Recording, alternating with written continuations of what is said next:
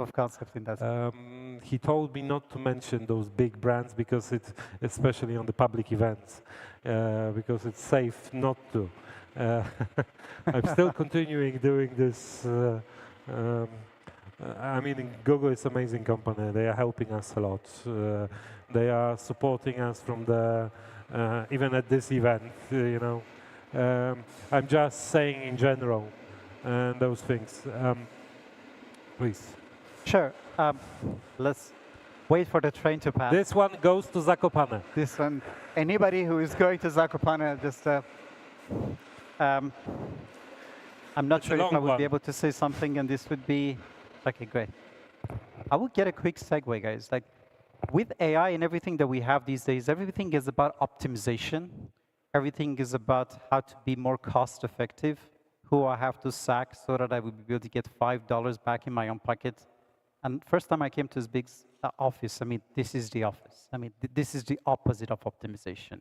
But if you would like to have creativity, sometimes you don't have to look at people as tools and try to cut corners and try to put how many square meters per person so that before they will suffocate, they will still be able to do the coding. Like, if I can somehow try to improvise in this whole, you know, like kind of a setup of the trains and even the fact that we're in Krakow Główne, like it's a railway station, but we're talking about AIs and gaming. How would you see this? Like, what can we learn to stop being a little bit more mechanic, being a little bit more into, like also would even go back to the Google's idea of thinking differently based on the real example that we have here? Well, as a big knows, I mean, the first time I came here, I was in awe of this place because it's, look, it's the combination, and even the detail that he's done, which is collecting Art Deco furniture. So it's 1920s, and it's brilliant. I love, as annoying as it is when the trains go by, it just adds that that certain je ne sais quoi you get that is different. And that's why there are people here, not at home, there are people here coming to the office. One of the biggest things as an old fart that I worry about is this generation of Gen Z coming through that don't have experiences like this. They are sat at home, they are working remotely, and they are not growing as human beings, both personally and professionally, and having the benefit of being in an office every day and watching how more mature, let's call it, employees operate and act and speak. And I've grown, that's been my entire life is alarm goes off, get in the shower, get in the car, go to work. I've been doing that for 50 years. And anything that I've learned from being in a conference room, watching Bill Gates, Steve Ballmer, Paul Fireman at Reebok. I mean, I've had the benefit. I've had dinner with Elon Musk one-on-one. I have to say this. I hired Donald Trump to do a video 20 years ago for Xbox when The Apprentice was hot. I've watched how, I've met Steve Jobs several times in the early days when Apple was trying to figure out, I was at Sega, do we get into games? We, Apple, get into games or not? Do we need to make games to power the Macintosh at that time? So I am worried that we need more of these places, which are enticing. We're about to open a coffee shop in here, primarily for the employees to have this magnet. At EA, we had a Starbucks in the middle of our corporate campus. And I learned very much at Microsoft that Bill's philosophy was put everything on the campus. Your dry cleaning, they will come in Gashikara, restaurants, childcare, everything you need. Not because of benevolence, it's because he didn't want you to leave.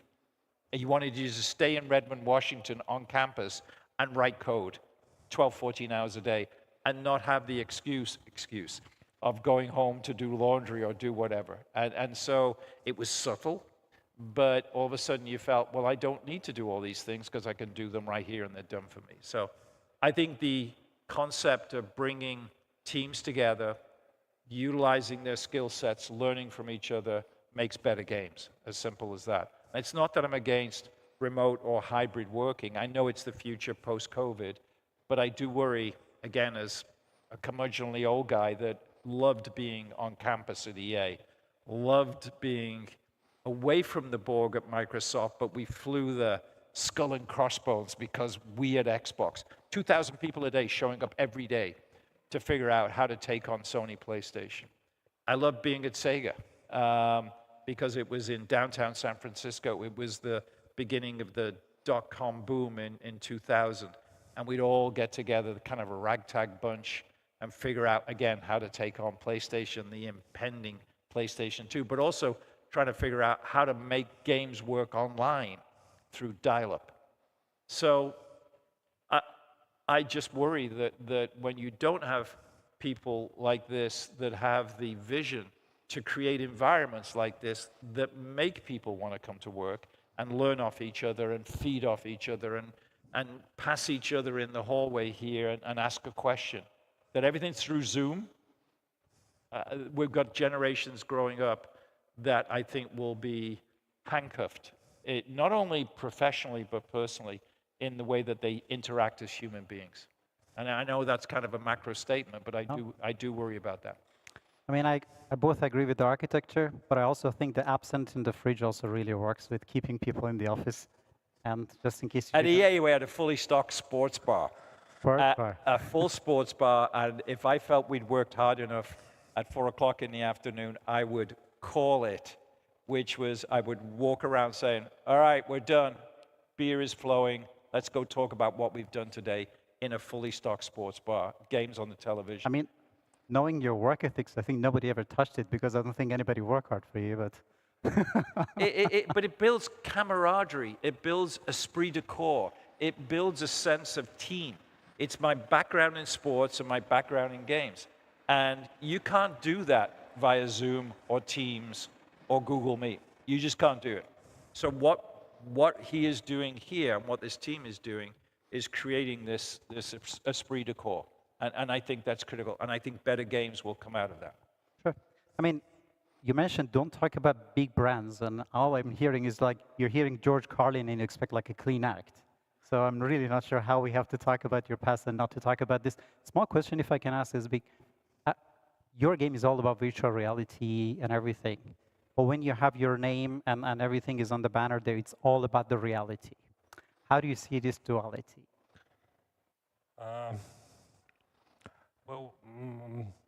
If you could repeat this question in more understandable way for me as a Polish person, because I'm seeing reality as a brand and reality as something what is around us. So I would like to answer it properly in a way. If you could make me this question a little bit easier. I'm just saying, understand. When we go back to the Monopoly world and everything, we're going into a virtual world. Yeah. But even the conversations we're having, Peter, and everything is about your love of the real reality and the decorations and everything that you have. And even in the name of the company, there's more emphasis on the reality than the virtual one. Oh. So I'm just saying, Absolutely. like, how do you see this duality? From the beginning, my approach to the gaming was that I had no gaming experience. So I thought it will be clever if we will call ourselves reality games. Why? Because the word, the reality, the life we are having is actually the funnest game ever.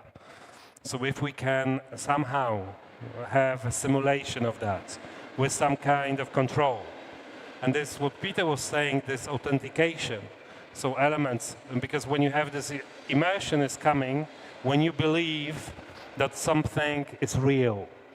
So if you are adding more real elements to the game, it's becoming a reality. And then reality also is a part of the game. I mean, I would love to invite here Jacek Dukaj, who is from our famous science fiction and author. He will explain this, as I wish I could. So I'll step from this question, okay? Just here.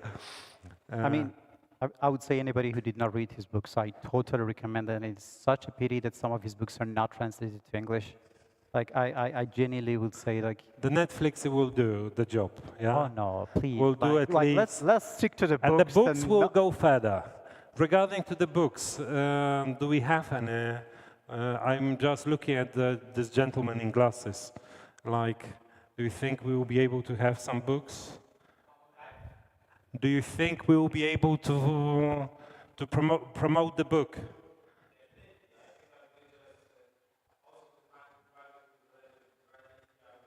Okay.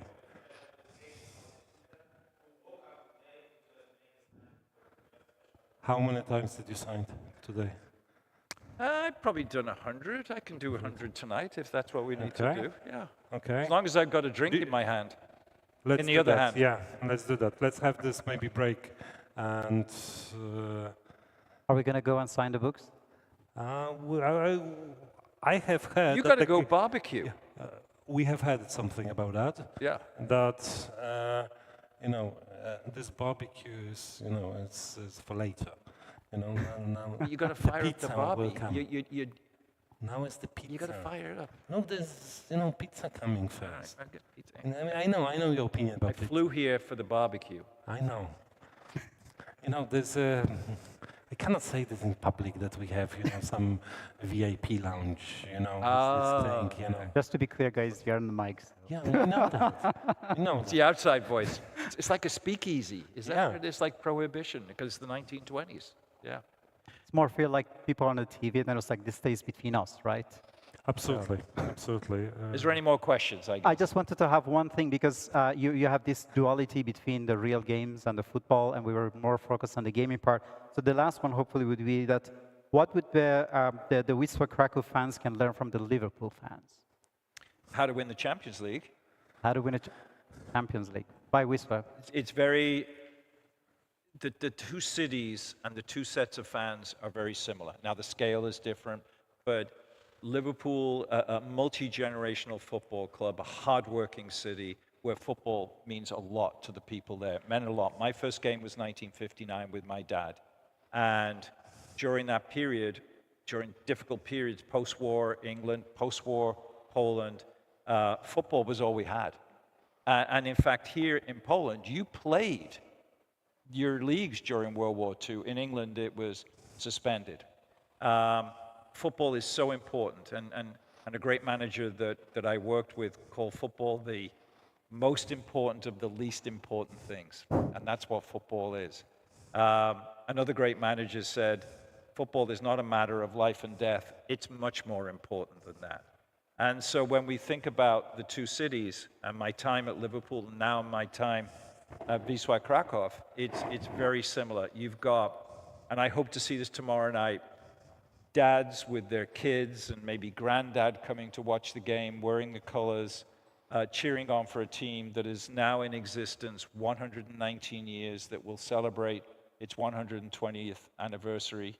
It's the biggest team in Poland as regards its ability to draw a crowd. We are sold out tomorrow night. We'll get 33,000 people at the R22. We're obviously top of the league. We need to bring the club and the city back to the Ekstraklasa, and that's when we have this opportunity to get this club back in Europe and back in the big time. And as I learned, because my other life was, I moved from Liverpool to a little town called Wrexham, which people probably know, some of you. Somebody else bought that team. Somebody else bought a team, but I'm an advisor to Wrexham. And the power of what football can do to raise the spirits of a town that's gone through tough times and its people. And if you've watched the documentary, yes, it's about football, but it's about more than that.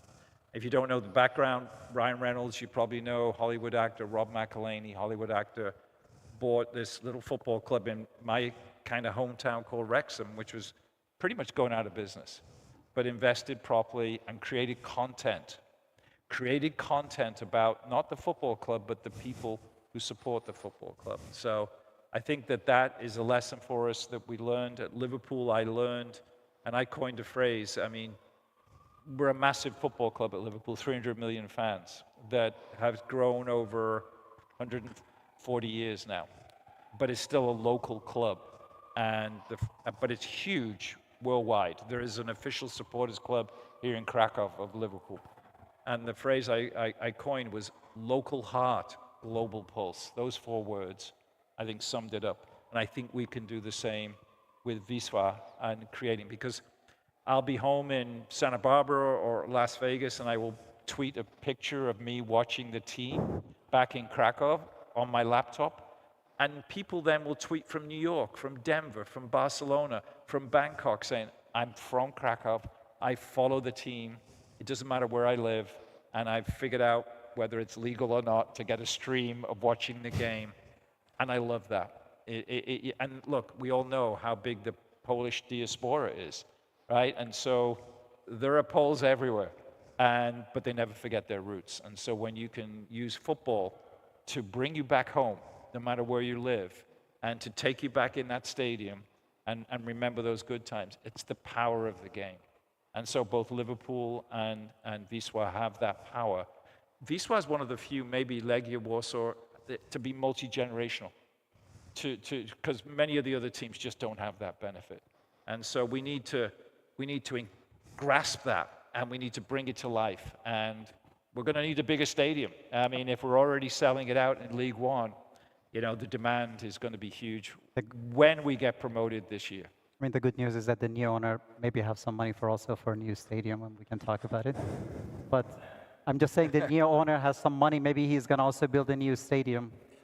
But we need to wait. Yeah, so guys, an exit.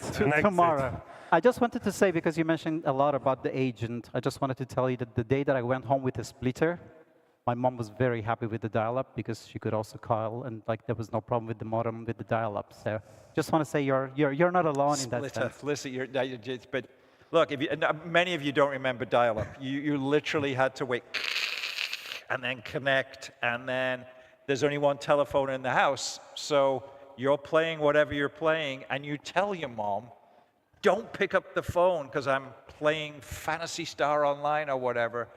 And mom forgets because either the phone rings, has to answer, or she makes a phone call. Or if you're downloading a 2 megabyte file, that will take 2 hours. Yeah, 2 megabytes would take at least 2 hours on that. 56K, do the math. Yeah, but those were amazing times. We figured out how to get them working. Some great games, and again, I gave you a bunch of games, and I know I rambled on a long time, but that was the period of just great gameplay and just these amazing brand new IP. You don't get that with console launches now. You get Resident Evil 8, all of the, I don't want to insult anybody, but it's like the movies now. You're just getting Mission Impossible, John Wick, whatever. But that Sega lineup had 12 games that were brand new intellectual property. Trickstyle, Hydro Thunder. You think about the games that I just mentioned, and those were the golden years of gaming, or at least console gaming. And we're about to enter the golden years of mobile gaming again. I believe we should have this drink in our hands. I need to sign books. Yes. Hopefully they will arrive.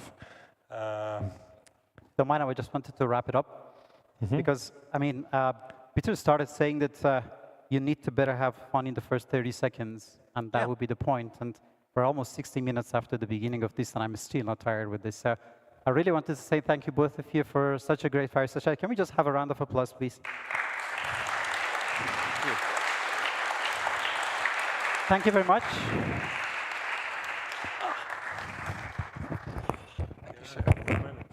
Yeah, well done. Crank up the Barbie.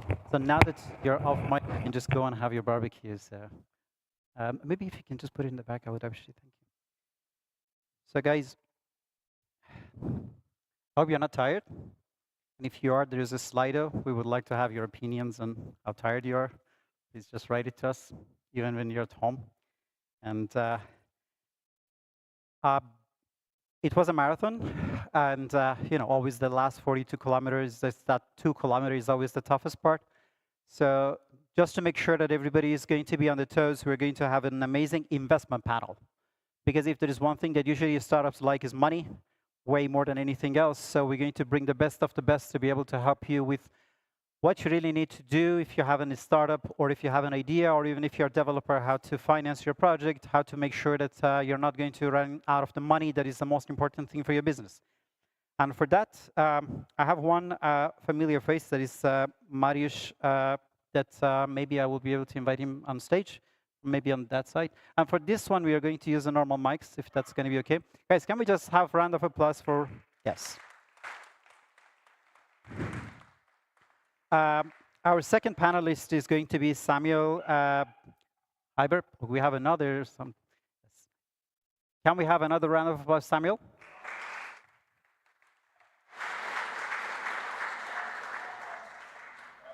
And last but not the least, Adam Yarmitsky. Yes, please.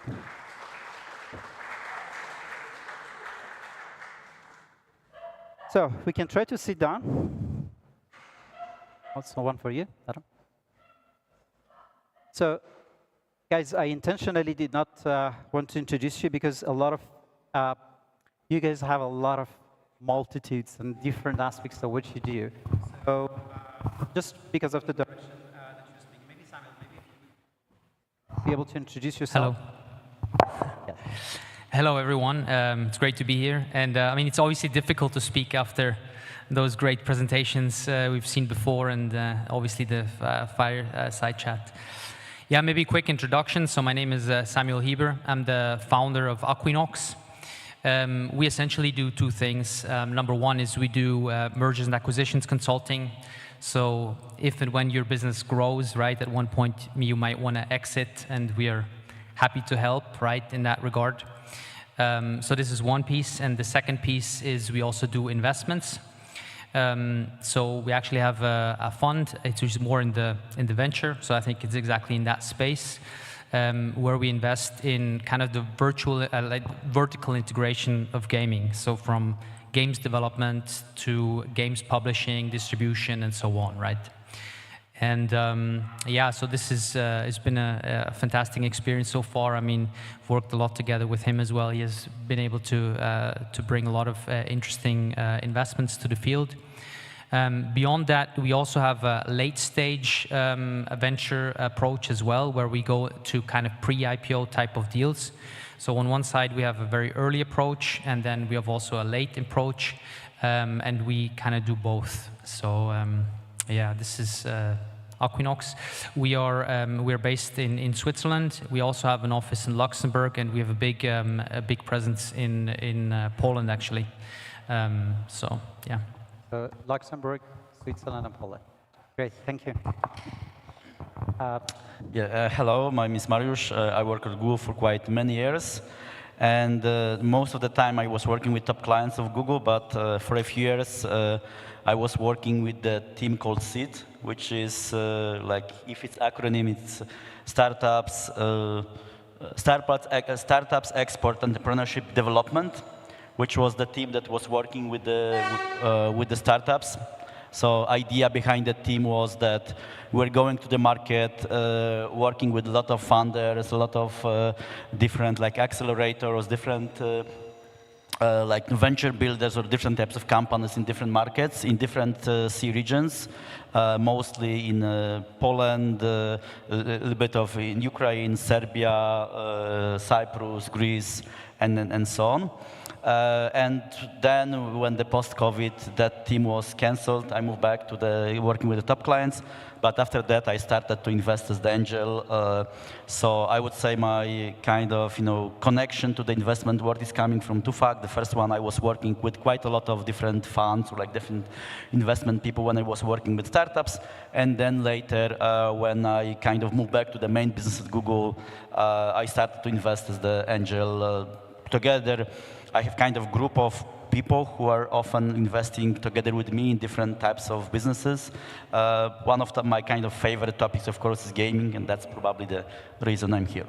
So the Google Venture is not a part of that? This is No. So we are kind of, Google Venture was really focused on kind of late stage kind of topics, either on the topics that were like strategic from the Google perspective. It was pretty small team, or some specific acquisitions that were done at very late stage, like for example Visia, that was just like recently acquired for pretty nice amount of money. Yeah, so it was more like, let's call it, it was more regional initiative, because to explain the reason why it happened was that when Google looked at the top clients in the Central Eastern Europe, which is for us all countries between Russia and Germany, Baltic Mediterranean Sea, they noticed that share of the startups is much higher than other markets. Yeah, so that like typical even top clients of Google was not really like bank or telco.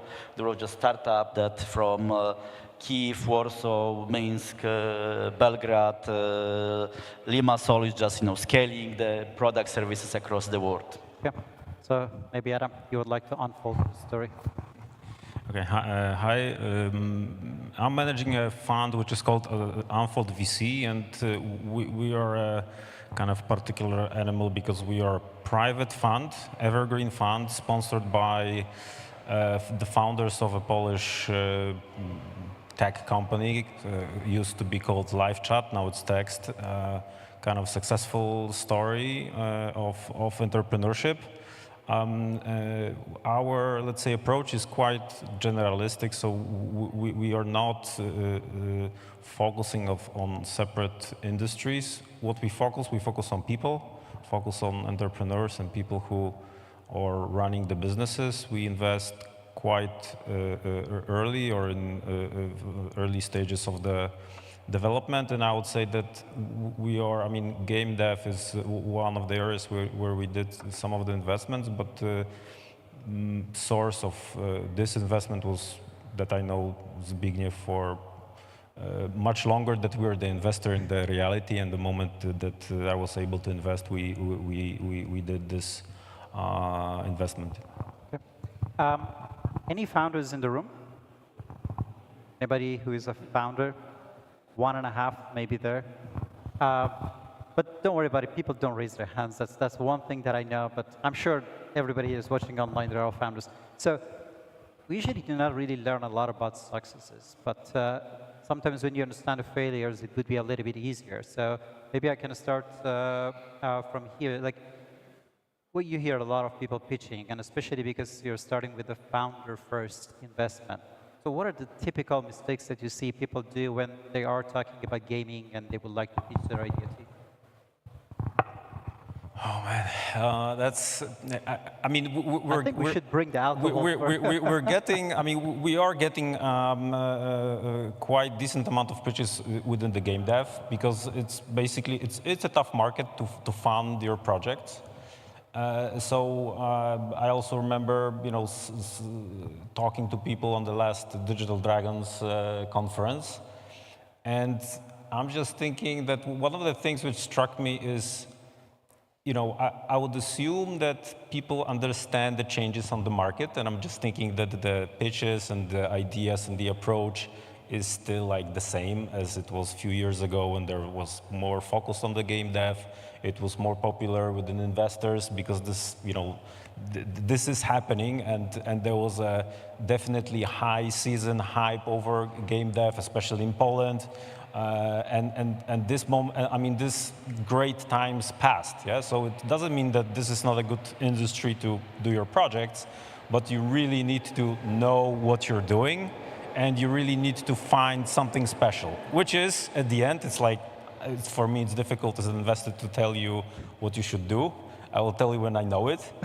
So this is like one thing is to be on the path for something new, and this is like one thing. But this is still not enough, and I think this is what was you know, is unique about people, because one thing is the idea, but even more important is to realize this and put it in the real life. And I think that this is, second thing is to understand who's behind in terms of people. What is their experience? What is their life experience? What is their market experience? And because at the end of the day, you know, example of reality as Zbyszek is that, you know, he's developing this for, I mean, the reality was established like 10 years ago, yeah? It's already a decade of work, and he still have to, you know, he still have to explain things and have to fight for this project, yeah?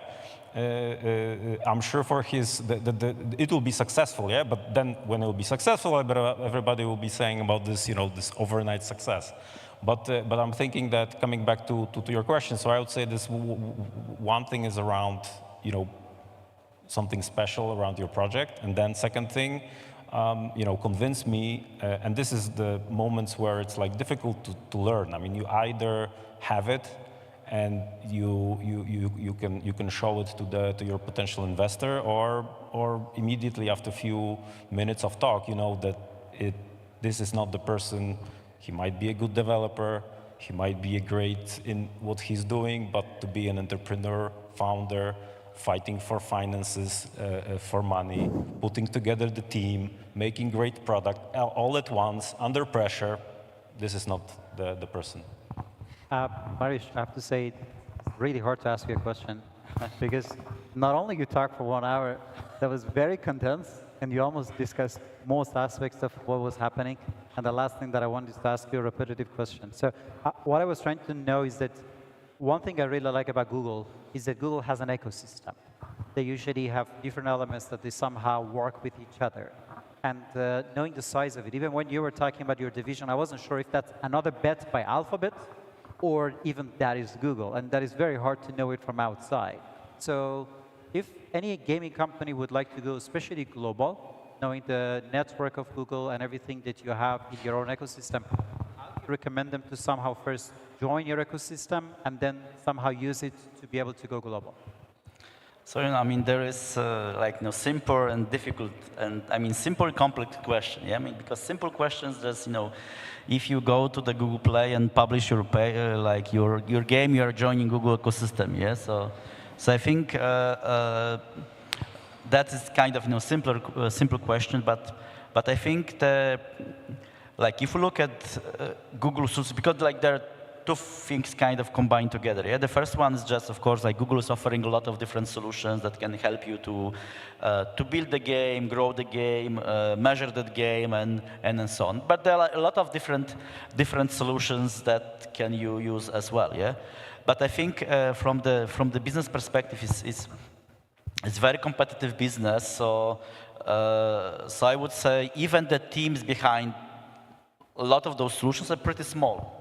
Sometimes you would be kind of surprised how some specific teams are small, and you can of course see sometimes the cases when people are approaching you, asking you for featuring or asking you for the help, but they kind of forget. Okay, that's the I would say equal market, which means that the advantage, the challenge of the global market is that more or less you have global market combined with global competition as well. Yeah. So I was talking a little bit about this ambition and this sometimes this naive approach towards the running the business and running company. Yeah. So again. There are so many companies that are existing on the market already. They have those, developed teams and games. And again, it's not easy to start the company and compete with them. Yeah, and it's not just the case of gaming. It's just any mature and developed business, especially those businesses where you have huge potential. Yeah, because always huge potential combines huge competition. Yeah, so those kind of two things are kind of combined together. So I think. It really starts from understanding what you want to achieve. Yeah. So for example, what is your goal once you are starting the company? Yeah. Because once people are in many cases even when I was working in the startups team, and then when I was had some kind of discussions as the angel investor, you have this approach when people are leaving the company, and they have this impression. Okay, now I will be free. I will work whenever I can, whenever I need. I go to Bali. Take my laptop and will work from under the palm, and the sun will shine, and it will be amazing. Yeah, it's not that case. Yeah, running the company, starting the company is a very serious business. So. Especially if you are taking money from someone and you are responsible for that money, and especially for the people who are responsible for that money. Yeah, someone is responsible for that money in front of his LP. I'm responsible in front of my wife. Yeah, and everyone who kind of it's trying to understand. Okay, it's kind of very serious business. So that's I think from my perspective, it doesn't matter if it's about Google ecosystem, another ecosystem. It's just very competitive business when you need to have this combination of very strong ambition and being humble at the same time. Yes, so on the one side, this ambition that you want to really achieve something, and you have enough drive to really work hard for that. But on the other side, being humble, understanding that there are some things that you cannot influence. There are like some things that, okay, if you would do that business 3 years ago, it would be much nicer time, much nicer discussions. But okay, you cannot influence that. Yeah. So from that perspective. Of course, there are a lot of things that are available out there, but a lot of people are fighting for those resources. Yeah. So if you know how to use those resources, like we're talking about those AI, and like a lot of things that can be done with the AI to create the game faster than it used to be, but it's still not easy business. Yeah, I think there were like data that in the Google Play alone, I think there are around 400,000 games, something like that already. So it's like 400,000. Yeah. So in this case, it's like you are not the only runner in that marathon. Yeah. So and again, that's marathon. That's not really the sprint. Good. I mean, I really like that everybody's answers are way more human-centric, but not much tools and technology. So Samuel, one question. I mean, first of all, I really was looking at you on the moment that we're talking about the fact that people have to take care of the money that they care. You're really pretty much like talking about it as if you have some bad experience with this one. But I wanted to tell you because you're in the Polish ecosystem, and I wanted to see. I mean, I used to be there in Switzerland. One thing that Swiss people and Polish people have in common is that they can be very radically honest. So I'm sure you could be anywhere you want. Now you're here. So how do you see this competitive landscape? Because one thing that I see very often is Poland's too small, or everything is only cheap. But at the same time, you will see really interesting success stories. Like even Peter, when he was talking about 11 Lab, that is a Polish company, and again, another Polish football team and everything. So as an external investor, how do you see the landscape of the Polish, especially the gaming? Yeah, it's a very good question. I mean, the reality is we're not focused on Poland only, right? We're actually more or less country agnostic. So we invest in, I mean, there's certain countries we wouldn't invest, but generally we're quite agnostic, right? So I think we're quite open, but it happens that we do have a number of investments in Poland, and yeah, I think it's a very interesting market, and I think it is actually undervalued, and that's why I think there's a lot of potential, right? If you go into the US, immediately the multiples are significantly higher.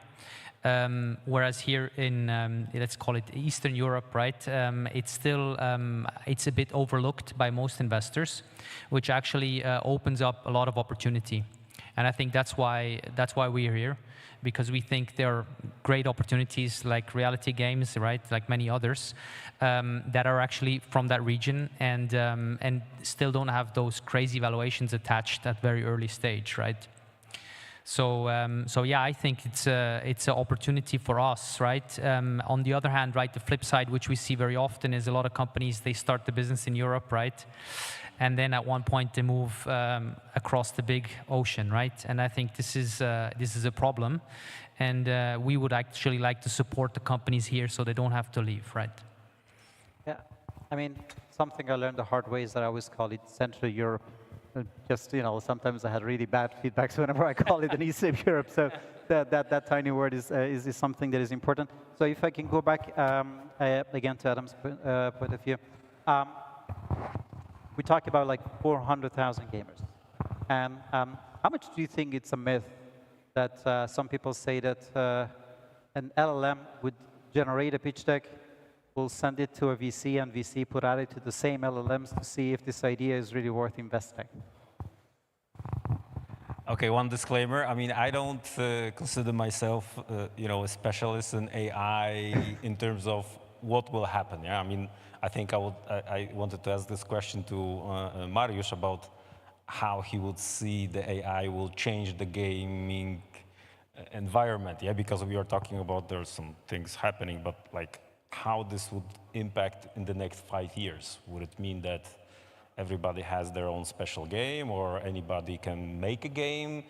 So I think that to this extent, it's like, for me, it's difficult to say how it will work. I mean, I'm thinking that this first stage is really mostly about automation of the simple tasks and simple things, which is already making a lot of, let's say, impact in terms of productivity.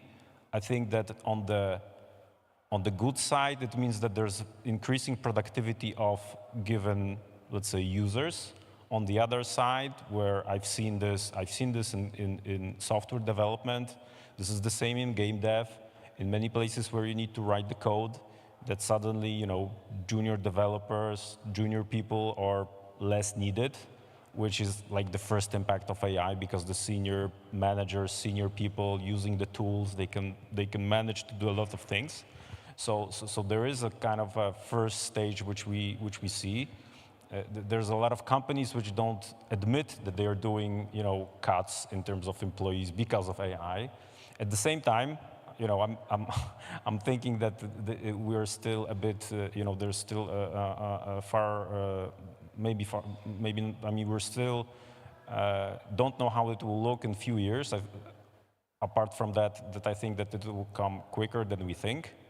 And I think that there will be, you know, people there, because this would mean that like AI will do business with AI. So it's kind of, but maybe I'm too narrow in thinking about that. But I'm thinking that this will be still, you know, the ultimate will be this combination of human and artificial intelligence. And I just hope that this will make each human being able to take an advantage of that and to be part of that. And my worst, let's say, philosophically, there was a lot of,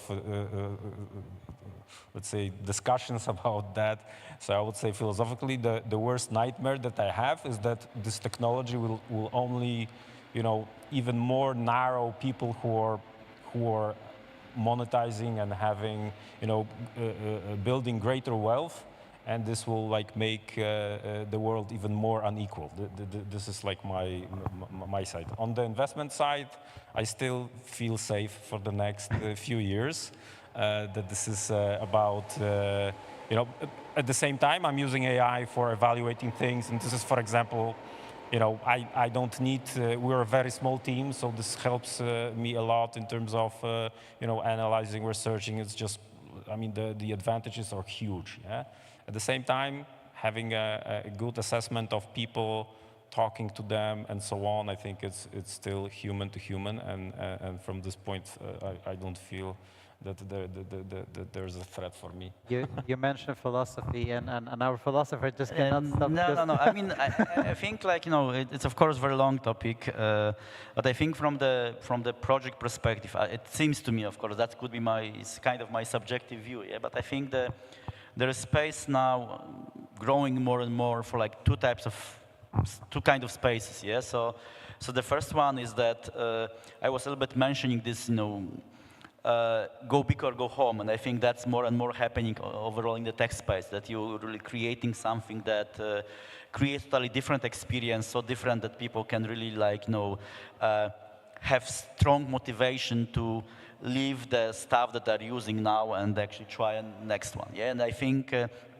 part of the problem, for example, of the gaming is that because of the kind of industry became, you know, way more risk averse, especially after the COVID, then from many companies' perspective, okay, it doesn't make sense to create new game. We will just, you know, add even better live ops to the current game, or we just, you know, we have like, you know, the something one, so we create something two, yeah, or like something three.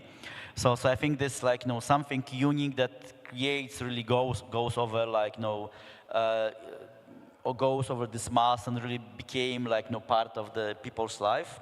And again, coming even from the fact that over the next years, the bigger and bigger problem will be distribution. Yeah, distribution, like, will be very often defining the success of the of the project, yeah, like even B2B, yeah. So for example, like let's see, you could have a lot of different solutions based on LLMs, based on AI, but whoever has the best like sales team or like someone who is like able to like find the companies who can buy it and pretty fast would be the most successful. So that's one area. And the second one is kind of niches, because that's what's happening like with the use of AI. You can of course create more and more content that will be suiting the needs of the very specific audience. Yeah? And I give you the example. Yeah, just I was a little bit later today because I was preparing the analysis for a very, very important client that actually came to Warsaw, and they couldn't be earlier. And we're analyzing quite a lot of different content from the gaming, non-gaming space. And for example, there is like one huge app that like earns a lot of money that is about lazy yoga. The concept of yoga, but in the way that you will not be tired and you can do it in a very simple way. So there is very kind of small, not very small, but it's the specific audience behind it. It's not huge. It will not be like next Pokemon Go or like next Monopoly Go or something, but it's kind of small type of content that someone can create very fast, ship very fast, and of course with the user AI we can just look for those niches just much more quickly and then create those ideas and verify them much faster than in the past, and especially like even the AI understand much better the markets you are going. Yeah? So for example, let's see in the past if you wanted to create good app that will be working pretty well, for example, in Vietnam, you need to spend a lot of time on the research and you need to interview a lot of people, yeah? But with the right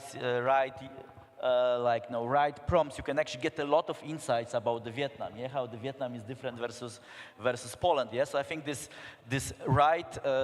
which again is coming back, this element of this T-shaped knowledge, yeah, that exactly like once you know how to use it, you can actually kind of in the small teams you can replace a lot of things that were just in the past done by like single person. Yeah, so I would say that we will see in the gaming and in the tech overall, but I think it's not just the gaming, but it's the tech, exactly those. Either you go big and there is high risk, high opportunity, or you just go low and you just try to scratch the surface, and then okay, you will not be really rich person, but for example, you can earn the same as you would have, and the salary even more, for example, probably with much less effort. So, Sami, you have basically 3 companies that they're kind of like working in different aspects of the whole industry. And when we're especially talking about the niche markets and everything, when we are talking about something that it's already a legacy, everybody was doing it, you might need less legal advisory and everything around it. But one of the things that I see is very much changing the industry is that, especially being in Europe, regulation is a big deal. And now, regulation. Yeah. And now you're pretty innovative, and you have these amazing LLMs that would tell you how to do this and how to do that. But how do you see the future of monetization while you can both be relevant, you can also be niche, but also be compliant? Because that trinity looks pretty complicated to achieve.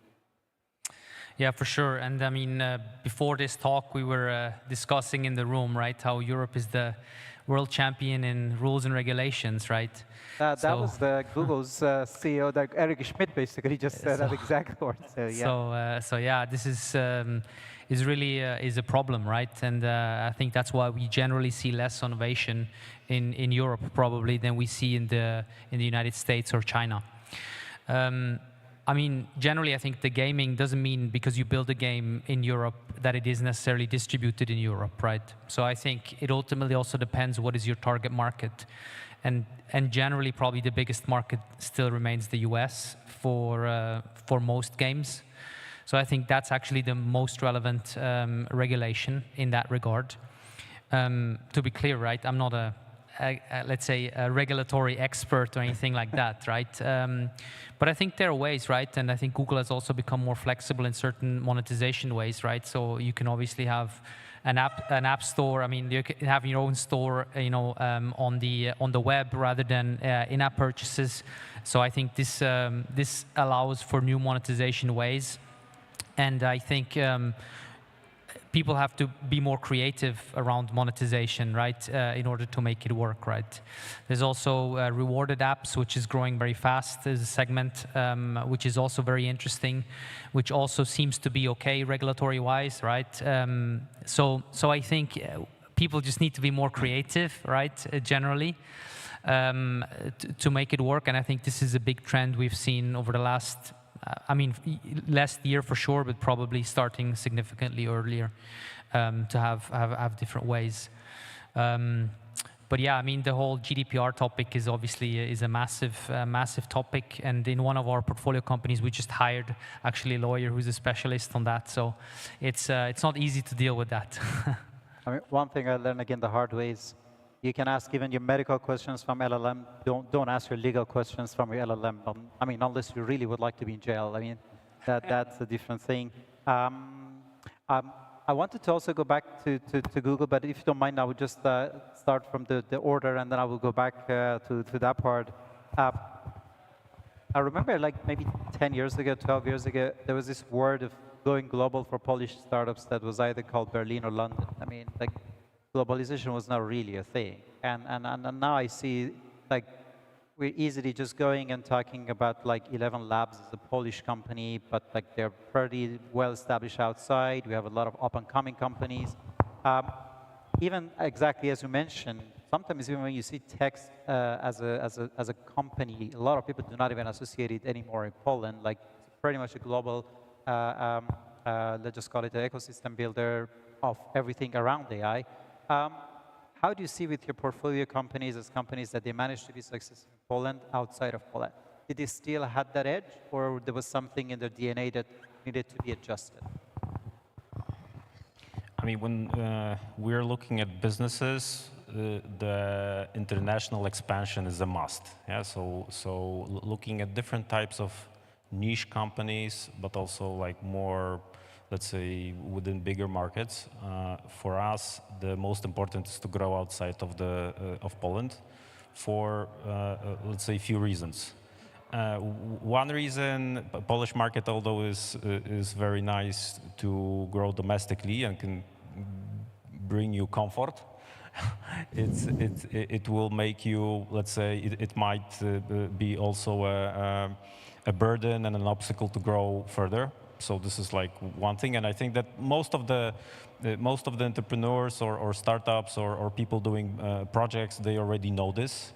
The question is about how to do that, because to grow internationally is just not easy. I mean, it's simple to say, but then to do this business it is much more difficult.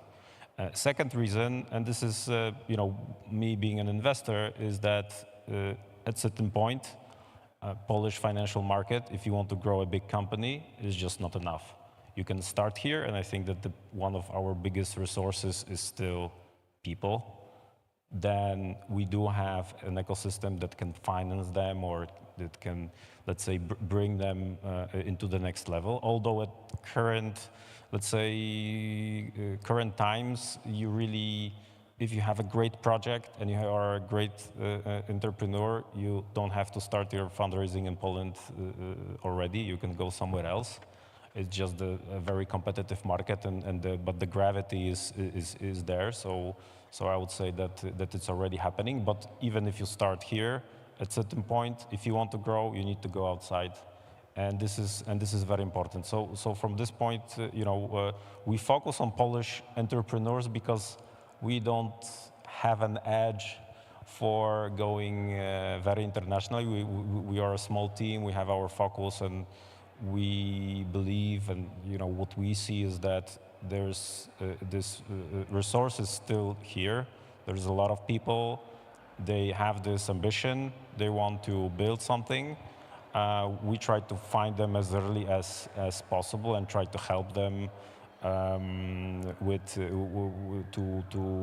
to grow. And we see a gap in let's say, in this financing that it's not that simple, and it's not only in game dev to get financing for your projects. And this is like the place where we want to get and step in. The idea is, I mean, I would, you know, one of our projects recently finance-led a few months ago was with a great team, guys who worked for Revolut, so like absolutely bad. I mean, one of the sources and one of the companies which a lot of employees going out starting their own businesses, and they were Polish. They have a Polish origin, and this is kind of you know, the same is a bit with 11 Labs. So if you have this connection with Poland, they sometimes like to have and to grow the Polish ecosystem. They accept Polish investors to give back a bit to the market. Yeah, but basically to end up that there's still a lot of people that want to grow outside of Poland, and I think this is one of the ways that if you want to be a big successful company, you have to do it outside. Yeah, thank you. Yes. Maybe to add on that, I will let you share the story. Yeah? So I was like in April, I was invited to Istanbul because like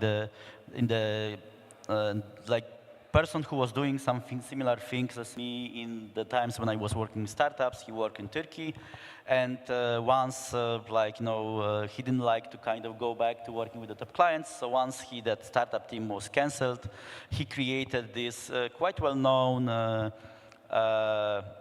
fund, Laton Ventures.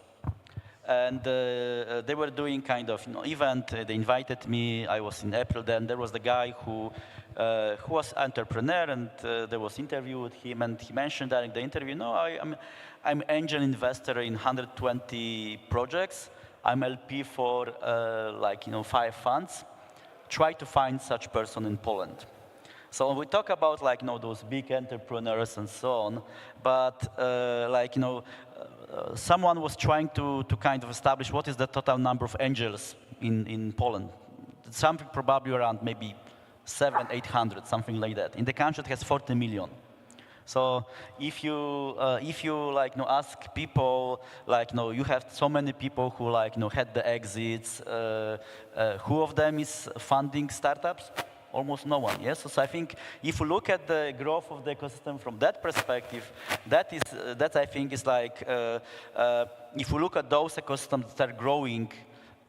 It's one of the main points, yes. So for example, like in Poland, Belarus, Ukraine, Serbia, like there is actually very, very uncommon once you had the success to share that success later. Yeah? And I think that is really the part of the problem later that finally, if you're asking that, okay, those companies, for example, like are cannot find money here is exactly because there is very little money, yeah? Because to bring the money back home. Again, it would be more philosophical, but I think that's if we ask like why, for example, that matters in gaming, it matters especially heavily because, for example, in gaming is harder sometimes to establish kind of evaluate the project. So finally, you invest based on the funder, based on the team. So that's why finally, mostly, you are funding the more kind of local people that are more like known to you. Yeah? Once that is not on the market, then finally there is problem, especially with the early stage investments. Yeah. So and again, I think in case of Poland, it's not the case only for. Look, I mean, we were supposed to have Paul Bragel. I think he had some issues. I'm not even sure if he might be back by now. I would say he could match those numbers. What? I said Paul Bragel, he could match those numbers as a number of the investments and everything he did, and he is right here. I mean, he's not always here, but he is also here. But it's divided by many countries and regions. Yes, so it's a little bit different. But yeah, I'm just saying, like, I don't think that we really have a money issue as part of it. Nor I we believe have. we do. We do. Yeah, I think so. I mean, I think so. That's why I can like I can see it. Even I have some startups that, for example, that are based, let's see, on like Polish law, that are created in Poland, and that they are like that are based on Delaware. The others, the second ones, are much, for example, easier to fund because the money is not coming from Poland. That is the easy if case. only you are not a representative of a trillion-dollar company, I would try to ask you who else wants to do the investment. I mean, why don't you just call Poland as a bet and just put a few hundred millions and then try to see what comes out of the... No, I believe it's really huge opportunity. Yeah, it's really huge opportunity. It's just that I think for some reason there is combination of being risk averse. I'm not saying I'm talking about in Poland because I think again I was working with a lot of countries in C, and actually I saw very similar behavior. So it's not only Polish. Yeah. Polish. I would say comparing to Southern Europe, comparing to Southern Europe, I would say Poland is in a very good shape. I mean, I still see them like literally pitching for $10,000 as a seed money, while we have a 40 million zloty, like pre-seed investments and everything. Let me just try to take the Austrian. Does anybody know what is the valuation of 11 Labs right now? Any last numbers? 6 billion. And you're spoiling it. How much? Nobody? How much is it? 6 billion. Yeah. It's not even 6, it's 6.6. Like you see, like we're just rounding up 600 million as if like... Sorry, but I mean, I think that what Mariusz is saying, and we're of the same view. I mean, I think we should be just smart in doing things. And it's like Poland, other countries of Europe, Central Europe, we're just part of a bigger ecosystem, which it's, the gravity towards states, it's just obvious. Yeah, I mean, if you ask anybody where you would like to do your business, where do you want to find investors, I mean, everybody will say it. 11 Labs is a great example, but it's like one of very few companies. And it's a good story because it shows that it matters. At the same time, most of the rounds which were happening, they were all abroad because it's like the capacity of Poland is just not enough. But this is exact. I mean, from this point, it doesn't mean that we are. I'm always saying I mean, I'm critical when there's some government programs saying about investing few hundred million zlotys, yeah, while you have one round in OpenAI and it's covering like all of the Polish investments for the last 20 years or something. So it's more about to be smart in doing things, but one big resource that we have is still people. And I totally share this with Mariusz. There is a capital gap. Yeah? I mean, there is at certain point. Of course, it's always everybody. When you have a proven business, okay, you have a lot more investors. But I think in this early stage and this scale-up stage, there is an issue currently in Poland. And this is the opportunity also for outside investors who see this, who see this gap and opportunity. Yeah? I mean, to be honest, I mentioned the 11 Lab not based on their valuation, but because of Matti, because he does invest in other startups. He did a lot in the past few even months, I would say. And also because of what you mentioned, just somehow try to show that this is not that much of an anomaly. I think if you really look at OTB, then you might understand where Silent 8 and ISI and 11 Labs come from. And that maybe was the only reason that many times for the past, maybe even I would say 10 years, if somebody wanted to have an A+ check, there was one VC that was not considered like if I would like to invest in a co-investor that is going to be public money to invest. And if you're that big on the Polish ecosystem, maybe you could also, I mean, pun intended, think out of the box and just get the result. Yeah, but let's be kind of honest. Like 90% of funds in C is behaving as private equity. That is really the case. Yeah. So like whatever, very often the company that you call venture capital fund in C, not only in Poland, is private equity company. Maybe we can ask a guy who is running a real private to see how it is. So I'm not sure if I'm capable of answering this question, to be honest, right? I'm not an expert of how much money was raised in the region and how much was deployed. So I mean, for us, we're obviously more in the early stage, right? So we're definitely not a private equity in that area. But I mean, Mateusz, obviously, I mean, he's worked for many private equities, right, that have done deals, and it probably kind of resonates with what you're saying, that a lot of the deals happening in the region are probably more on the private equity side rather than the early ventures, right? But I think there's also the state to have a play, right? I think, if you have state-financed funds, right, that kind of support, provide the infrastructure with co-working spaces or provide financing, right? And there's institutions. I mean, Google, right, provides, let's say, free advertisement or whatever, for certain startups, whatever. So I think there is a bit of it's not only one player who can make it all, right? I think it's also the legal system, the tax system, which is key. I mean, it's for a reason that all the American companies are in Delaware, right? So that's also relevant. But I think Poland has a relatively good infrastructure, right? We're talking about the tax system. I mean, it's okay, right? It's not the best, but it's also not the worst, right? It's for sure not the reason why people would leave immediately, right? There's this new book, almost a month old, MIT just put it out for the startup ecosystem. And I was reading the first chapter. The first part of that was talking about how Google found the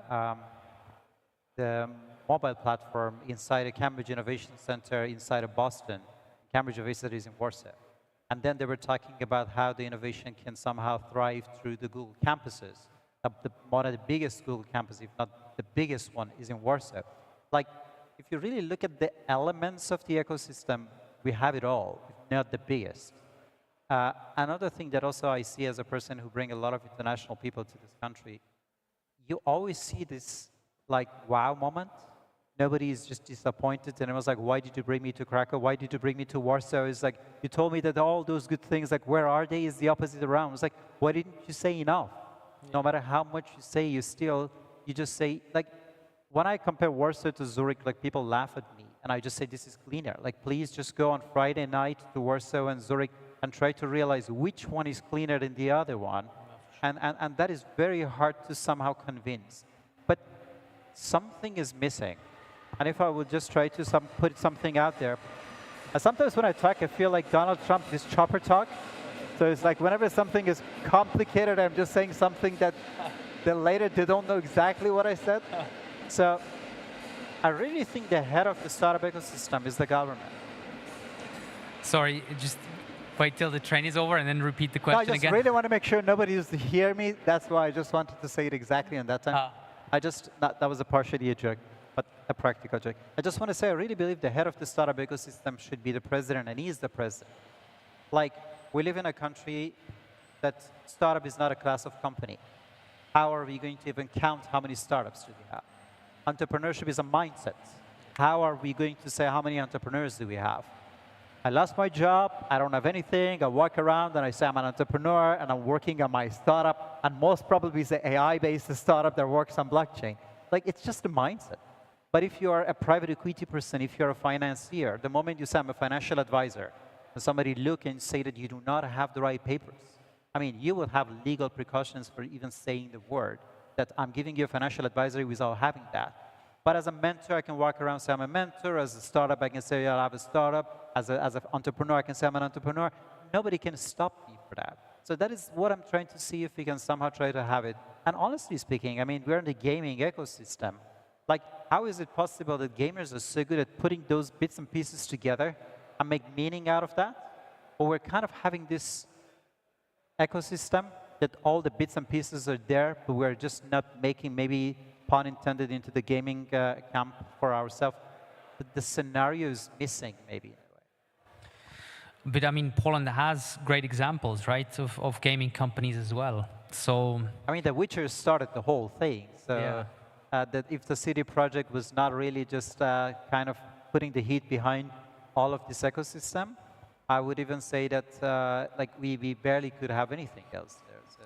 For me, it's very difficult to say what doesn't work in Poland, to be honest, right? Because, I mean, I've come here many times, and I mean, yeah, for over 2 years regularly, right? And I'm a big fan, right? I think things just work perfectly here, right? And as you mentioned, right, people coming from other countries, from Switzerland, whatever, they come here and they're actually amazed, right?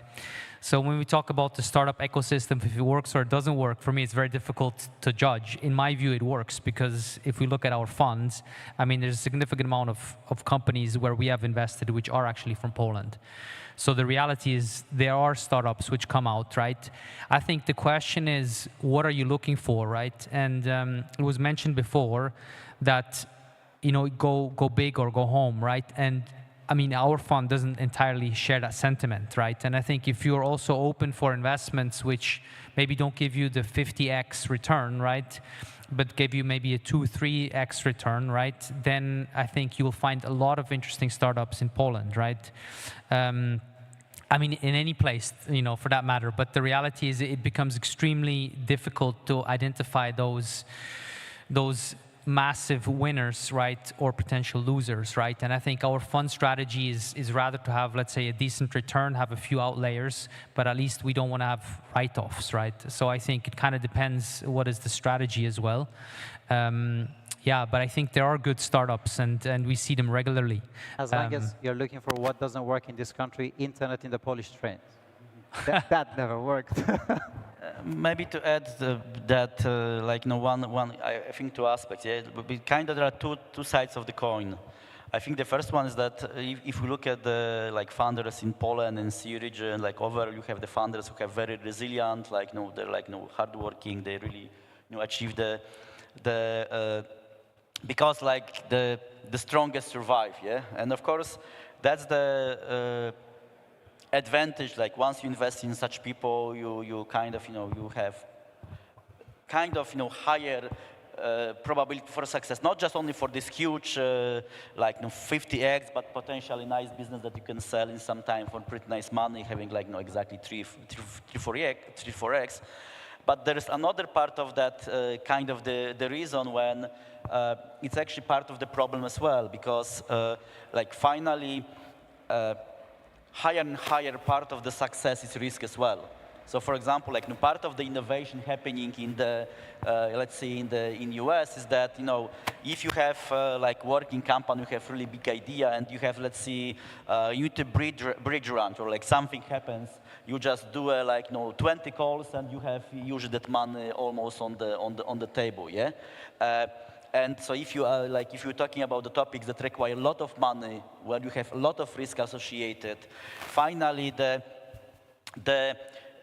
kind of the I would say more secure position you have, the higher risk you can take as well. Yeah. So for example, part of that challenge that sometimes the people like in Poland on sea, they don't take enough risk is exactly the case. Okay, if something goes wrong, I have no one to talk to. I have no one to help me. Yeah. So I think that is really part of this ecosystem where finally this money is taking a lot of really taking a big part, because finally once you do not take big risk, you cannot create really big innovation. And once you do not have this big innovation, finally you don't have these big success stories that create the vibe for the ecosystem. Yeah. So finally, if you look at the 11 Labs, it's amazing story, but kind of their headquarters is not in Poland anymore. Yeah. So in this case, I think we need to be kind of fair. Yeah. So in those discussions. Yeah. So probably if you would ask someone in Paris, probably he would say it's actually French company. Yeah. Let's be honest. Yeah. And I think that's what we need to understand. Yeah. That's those big stories create the big vibe. Yeah. So if you are in Turkey now and you could have any job in one of those dream games or any company there, and you live in that company, you can get 2 million seats like this. No question asked. Yeah. Because industry there has the kind of big vibe coming exactly from the fact that, okay, there was a lot of successes that create this money. Like I think Dream Games was announced, like number 14 taxpayer in Turkey as the whole, yeah? So that shows the space and the ambition that actually puts us together in the country and creates this further flow of that money. As almost an economist, I mean, knowing that you really think that the Turkish economy can somehow be an example for the Polish economy is something that I think it would need another 1 hour of conversation. I just investment in Turkey in tech, I think it's like 5 or 6 times bigger than in Poland. I agree with you, but again, knowing the Turkish economy and knowing the currencies and the depreciations and also the risk that you have in that country, I would still say that this gentleman, I don't think he will sit in Istanbul. But to be honest, again, I'm just going to finish my chopper talk. But you know, I think, sorry, just to add it, I think it just can be part of the story, yeah? That those people probably in the Turkey, maybe they have just sometimes less to lose, yeah? So exactly, they have just bigger motivation to go outside, yeah? So in Poland, you can have nice business in Poland, maybe like buying and selling apartments, yeah? And can be nice business. Sure. To be honest, I just wanted to say that I promised that we're going to finish on time, and we're basically almost 3 minutes short. And if you have one of those very small remarks that we would be able to somehow wrap it with some good notes, I would appreciate it. Yeah, thank you very much. I mean, thank you for being here.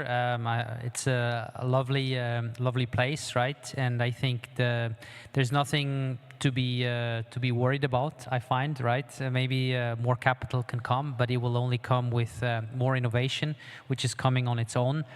I think the challenges which apply to Poland apply to every other country in Europe. That's the reality, right? So we can talk as much as we want about Poland, but the same speech would go in Switzerland, right? Sure. You have startup funds, right? They are around, they finance the first round, but as soon as it gets to growth mode, right, you have to go somewhere else, right? And I think this is the same for France, right? France, you mentioned 11 Labs. The reality is Mistral is this a French company? I don't know, right? So it's the same for all European countries, right? And I think this is still part of our problem. Is the general capital is just not so easily available, right? We have a different central bank policy, and general, it's like the law topic we had before. So I don't think it's a specific Polish problem. If that's my last note, I think it's a general European problem which we all have to solve together. Thank you very much. Give me a 30-second version. Yeah. I mean, I fully agree. Yeah, so I really believe there is huge opportunity in that space. Yeah, and I mean, even I'm investing quite substantial amount of my money in startups. Yes, that's why I really believe that there is opportunity. Of course, there are a lot of challenges, but I fully agree exactly that it's actually the case of overall the Europe and kind of being risk averse, sometimes too slow, sometimes focusing more on those regulations, safety, and all that stuff that goes around. Thank you very much. My suggestion is that our panel should be before Peter Moore and Zbyszek. Thank you. So guys, not to give you another chopper talk, I would like to say thank you for their time, and can we just have another round of applause? Thank you very much. Thank you. And make sure that there will be networking and everything outside. Enjoy, and make sure that don't let these investors go home without writing a check for you. Thank you.